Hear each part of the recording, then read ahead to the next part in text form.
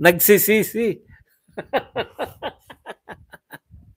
Nagsisisi daw siya sa pagboto kay PBBM at 90% ng pasahero niya sinasabi iba talagang pamamahala ni PRRD. Correct, di ba? Talaga naman eh. Tayo talaga, ang mga tao talaga, lahat ng bumoto. Kaya sinasabi nila yung mga dati pa rin na ilan ba bumoto dyan? No? Ganon, wala yan. Ilan pa yung natira sa inyo? Ang tanong, kung imbestigahan niya sa Senado, wag silang pakasiguro kay under kay yan, kay Bato yan. Senator Bato. Pagkakataon mo na, total pakiramdam mo, di ba? You feel betrayed. Hindi naman to, kailangan talagang malantad to. Magko-corroborate na yung mga expose ni Morales. Tapos dumating na to si Cathy. Ituloy mo na, hanapin mo na sino ba yun? Meron yung may sakit noon, di ba? Tuloy na natin yan, Pedealix. At may part 2 na itong si Catholics. Nega si Kalbo kay Maharlika. Sana magkaisa na sila. Kailangan ngayon ng mga Duterte ang ating suporta. Sumuporta po tayo sa Duterte. Hayaan po natin yung paglalaban-laban nila ng mga vlogger. Hindi naman po, malamang naman kayo, ang sinusuportahan nyo naman, Duterte, hindi naman siguro vlogger. Ang pagkakaintindi ko sa inyo, solid naman kayo sa Duterte, hindi sa mga vlogger. Kahit hindi sa akin, sa Duterte. Bobong Alipores ng Marcos na ipapahuli nila. Ipapahamak nila, amo nila, mapapatalsik agad yan si Marcos for sure. Hindi, dahil, di ba? Senator Bato. Hindi prodigong si Maharlika, disgruntled loyalist yan. Yun nga po, di ba? Ganun po yun. Yan yung sinasabi ko sa inyo na political alliances. Pag kayo po nakipag-alyansa sa politika, hindi naman po yung lahat ng paniniwala nyo. Dapat yun lang. Wala kayong makaka-alyansa kung paniniwala nyo lang. Pwedeng ang pagkakasundo nyo, pareho kayong pro-Duterte. Di ba? Okay. Pwede rin namang pareho kayong anti-Marcos lang. Hindi rin sila maka-Duterte, pero anti-Marcos sila. May pagkakasunduan pa rin kayo nun. Ganun yung alliance eh. Hindi na unawaan niya ng mga, kami lang ang tunay, kami ang ano. Hindi po pwede. Sino may sabing kayo ang tunay? Ano kami? Yan, nagreklamo nga yan si Banat nung unang maisog sa Davao dahil bakit daw ikaw nakapasok doon sa hotel? Tapos si Coach Oli hindi. Sabi niya umayos daw yung mga organizer at sabi pa niya at loyalista ka daw. Ako? hindi na ako magpapaliwanag diyan kung loyalista ako hindi. Yung hamon ko na magpakita kayo ng isang video na binanatan ko mga Duterte, malamang wala kayong makikita talaga. Ang dami ng matatagal dito. Alam nila yung karakas natin. Talagang ganun eh. Pagka nauna ka maghusga sa tao without knowing kung sino yung hinuhusgahan mo. Di ba? Walang mga galingan nyo mo na nila mag-vlog bago sabihin si Badong na loyalista. Si Banat lang naman medyo okay sa mga yun. Panoorin din nila yung kinuyog ng loyalist bastos si Sir Badong sa Dolomite. Noong pala nakakakutob na ako na manang-mana sila sa amo nilang bully Marco. Nakita niyo naman paano ako lumusot. Natokes.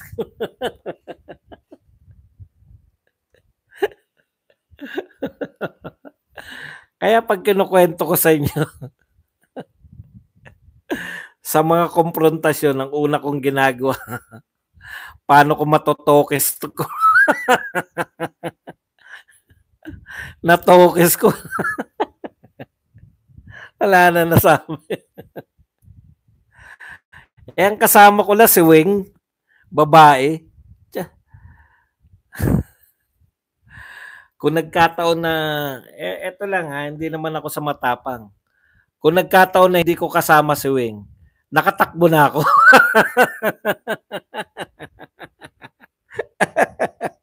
Kala nyo makikipag-away ako, dami-dami no, mga bata pala.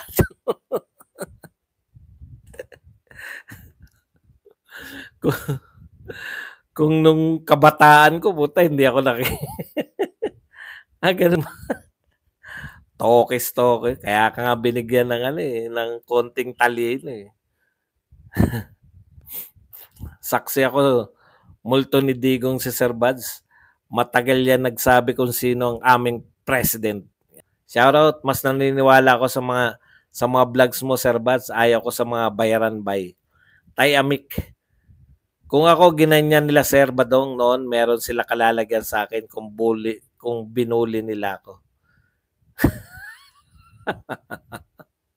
Bumanat kasi si Pantalyon laban kay Digong, lumaki ang ulo, yan ang napala niya. Kung magyan, minura ko na. Alam nyo, hindi po natin, kasasabi ko lang, hindi po natin sila mga kaaway. Huwag nyo na po. Di ba? Kasasabi ko lang na makikipag-alliance ang kulto ni Digong ay namumuliti ka tayo eh. Di ba? Pag hindi na sila mga Duterte o sila ay bumabanat na sa Duterte, di babanat din tayo. Paano ako makakalusot dito? Yan ang iniisip natin, boss. Dami. Hindi, akala ko kasi sanay ako ron pag nasa Dolomite. Alam ko yung di ba, yung mga vlogger, alam ko yung nila, yung para may content sila, di ba? So, nagbibigay tayo ng content. Kala ko ganun lang. Pinahilera ko pa sila. Sige, lera kayo dyan. Para yung tanong nila sa akin, yun yung content nila ngayong araw na to. Naka-live sila eh. Kala ko ganun pa rin yung sitwasyon. So, una ganun. Tanong-tanong sila, no? O, ano masasabi mo rito, Boss Bad? O, di sasagot naman ako. Ganun lang yun. Kaya wala talaga sa isip ko na mapupunta ron. Yung sisitahin nila ako. Alam ko yung issue na yun, yung pinagtatawanan ko yung Kalye Survey. Talaga namang hindi ako naniniwala na scientific yun. Ang scientific lang sa akin, so far, consistent ako rito Pulse Asia at saka SWS. Pero yung Okta Search, siguro mga ilang panahon pa, pwede na rin sila. At saka yung Publicus Asia, dapat kasi meron kang track record na ikaw ay hindi lang ginagamit ng politiko. Yun mga yun eh. Pag may track record ka na ang Pulse Asia kasi tsaka SWS, kahit yung mga leader nila anti-Duterte, hindi talagang naninindigan sila na ito yung survey. Ito yung resulta ng survey. Hanap buhay nila yun eh. Yung pagsasarvey. Nilabas nila yun nung naging 27% na. Enrique. Pero di nakalabas. Nilabas yung survey ng 20% lang ang rating ni BBM Sir Buds. Yun talaga. Hindi, ganito po yan eh. Hindi po kasalanan yun na rating company. No? Kasi binabayaran po sila ay ng survey company. Binabayaran po sila. Halimbawa, ako'y nagbayad. Sige, survey mo to. Survey ka ng aking performance rating. Yan. Ako nagbayad sa iyo. Ngayon, ibibigay mo yung result sa akin. Tapos ako na yung magpapasya kung ilalabas niyo yung result o hindi. Kasi ako kaya pagpabor sa akin, ilalabas ko yun. Ilalabas mo yun. Minsan ang daya niyan, yung sa questionnaire. Bibigyan ko kayo ng halimbawa. Kamakailan lang halimbawa yung yung sa tanong na ipagtatanggol mo ba ang Pilipinas pag nilusob ng dayuhan? 'Di ba? Pag ganun ang tanong, syempre ini-expect mo na majority 'yun. Majority 'yun. Talagang kaya 90% pero kung ang tanong mo ganito, handa ka ba makipagdigmaan sa China? O 'yun. 'Yun talaga yung tunay na saloobin ng mga tao. Ang ginagawa nila, iba yung tanong, handa ka bang ipagtanggol mula sa dayuhang mananakop ang Pilipinas? O tapos pag nilabas nila yun, interpretation nila, yung mga Pilipino, handang makipagdigmaan sa China. Iba yun eh. Hindi mo naman tinanong kung gusto nyo ba makipagdigmaan sa China. Kaya minsan may rin yan, yung survey. Pag pumayag kasi yung survey company sa gusto mong itanong, yun yung lalabas. Kaya lang, pag laging ganun yung survey company, hindi na sila pagtitiwalaan. Kaya marami ng survey company yung nawawala eh. Kasi pinaboran yung mga isang politiko. Biro mo, wala sa top 10 ng iba, tapos siya top 1. Puta, create yung survey na yun para palakasin yung kandidatura ng isang politiko. Kasabay ng pagkatalo ng politiko na yun, wala na rin yung survey na yun. Hindi na rin kapani-paniwala. Kaya rin yung pagsasurvey. Mabigat din na mabigat din na competition. Kaya hindi talaga yung sasabihin nyo yung survey ginagamit. Tama naman yun. Kaya lang hindi rin sila magtatagal. Kasi lahat ng nakakita sa kanya, pucha, anong klaseng survey yan? Kunwari, lumabas sa survey mo na bagong-bago yung survey. Halimbawa, number 1 si Lenny sa survey. Tapos sa lahat ng survey, BBM ang number 1. O kaya itong darating, number 1 si Sara sa lahat ng survey. Sila ni Tulfo naglalaban, di ba? Tapos ito katangi-tangi sa isang survey, si Martin ang number 1. Mawawala, pag natalo si Martin, kasabay na yun nung survey company na yun. Maglalaho na rin yun. Kasi hindi siya naging kapani-paniwala. Kaya sinasabi ko yung track record ng survey, importante rin yun. Sisira yung credibility ng mga survey company kapag hindi reliable based sa result ng election. Kaya sa susunod, hindi na sila paniniwalaan. Correct. Malaki po kinikita nila. Kala nyo ba walang silbi yan? Yung mga mayor, nakita ko yan sa mayor namin eh. Kinukwento niya. Yung mga natalo niyang konsyal, sinasabihan niya. Eto kasi mga to, hindi naniniwala sa survey. Sinabihan ko na yung mga konsyal ko na yan eh. Mahina ka sa barangay na to, eto resulta ng survey. Hindi naniwala. Talo. Ayun yun eh. Na kumikita sila yung mga Pulse Asia at SWS. Pag eleksyon, maraming mayor nagpapasurvey sa kanila doon lang sa lugar. Kaya talaga yan, totohanang business. Business po yan eh, yung survey. Pero kinakailangan mapanatili nila yung totohanan, hindi yung papaboran nila yung nagpa-survey, hindi ganun. Kasi hindi sila tatagal pag ganun.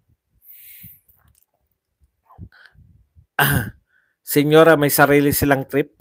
Ang problema at our own expense. Correct. Kaya hindi dapat, no? Hindi dapat trip-trip lang ang pamumuno. Tulfo nabusalan. Hindi, taktika yan ni Tulfo. 'Di ba? Naisip niya, teka muna. Habang dumadaldal, yung muna siya, tahimik muna. Ang problema mo, Tulfo, hindi ka naman ganun kahusay. Marami ring dating sikat na biglang nawala yung kasikatan. Kaya pag bigla ka na nahimik, baka matulad ka lang sa mga mga committed de silencio, hindi ka na pang president. Ngayon, mataas ka. Daming mataas nun. Alam niyo ba yung sa Isko? Naku, napakataas sa survey niya nun. Alam ko, hindi pa si BBM ang number 2 eh. Nung mga unang survey yan, tinignan ko eh. Unang mga survey yan, Sara Duterte, tapos si Isko ang number 2. Ganun pa nun eh. Kaya, tapos ano lang yan, isang cycle lang yan. Ito pa si Tulfo, 2028 pa yan. Kaya mo bang i-sustain yung kasikatan mo hanggang 2028? Ang dami ng ganyan. Si Grace po, sikat na sikat nun. Mga unang pasok niya. Ibig sabihin, maganda siya. Di madali yung maging kabit ng alta. Ano po sagot mo sa argument na hindi ka panipaniwala ang unang meeting ni Lisa at Cathy ay biglang aalokin siya ng cocaine? Kung sinama ka ng tropa di ba? Halimbawa inuman. May sinama yung tropa mo, nag-inuman tao. Bigyan, shot ka muna. Pre, shot ka muna. Kahit hindi mo pa siya kilala Basta dinala ka sa inuman, matik na yun, naalokin ka. Di ba? Babae man yan o lalaki. Lalo na kung babae, okay ito. Miss, shot ka muna. Dito ka na tandaan nyo, pag may alak, may balak. Kaya tipid na Kaya yun yung dahilan nung kaya nalaos yung mga beer house. Ang gasto sa beer house Ang mahal ng LD. Samantalang yung pinauso ng mga bata, kainuman babae. Nung nagsimulang mapainom yung mga babae, nawala na yung beer house, wala na siya. Pwede pa, tanggap na, buhat na natanggap na pwede na makipag-inuman yung babae sa lalaki. Nung nung panahon natin, mga kabataan natin, iba. Nakita ko yung mga picture hanggang high school na putya. Lalaki kayo, panay lalaki lang sa picture. Pag pumunta kami na ilog, lalaki lang lahat. Mga babae lang lahat. Alam niyo yun? Nagkakaroon lang ng sagupaan yung mga lalaki at babae pag talagang yun ang balak nyo, yung ligawan. Pero yung normal, ngayon, pangkaraniwan na ngayon, magkakatropa, babae-lalaki. Inuman, babae-lalaki. Kaya bakit ka pa magte-table Pwede ka naman makainuman mo yung mga mas tipid ngayon mga babae. Hindi ko sinasabi, obserbasyon ko lang. Hindi ko ginagawa yan. Naobserbahan ko mas tipid ngayon.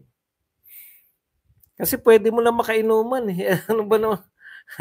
Kung tayo nag-iiba yung ating nararamdaman pag napainom, tao rin naman yung mga babae niya.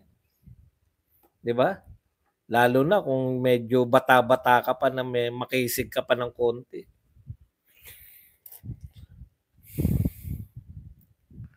Ang dali lang kasi, no? Yung mga babae, mapatawa mo lang habang umiinom kayo. Alam mo na Matitigan mo lang habang tumatawa siya, yung pinipigilan pang umiti, tapos matitigan mo lang na may kasamang gigil. Pag tumayo ka, tumayo din. Alam mo na yun. Alam mo na ibig sabihin nun. Maghanda kayo ng pulutan.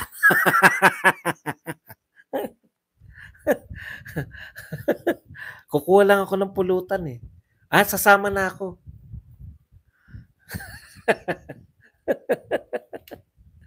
Sa kaya dito nakalagay yung pulutan? Doon, sa kwarto yata yun.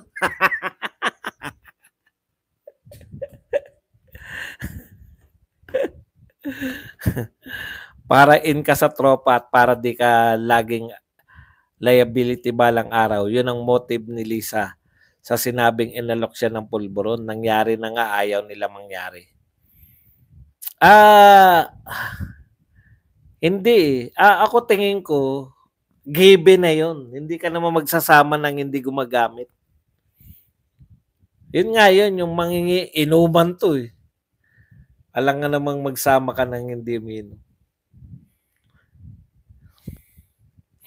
Eh, talagang ganun ang buhay. Alam nga namang, ayun nga, kaya nga may nananatili rito kahit tapos ng mga usapan natin, napapasarap pa rin kwentuhan natin kasi iba talaga pag mga, di ba? Pulutan anong klase? Pulutan, siyempre, mga pupunta ka sa rep, magpapainit ka ng cup noodles, yung bulalo. Bulalo lotion. Naalala ko na naman yung mga nag-viral na nung araw. Yung bulalo, yung sinusup-sup na ganito.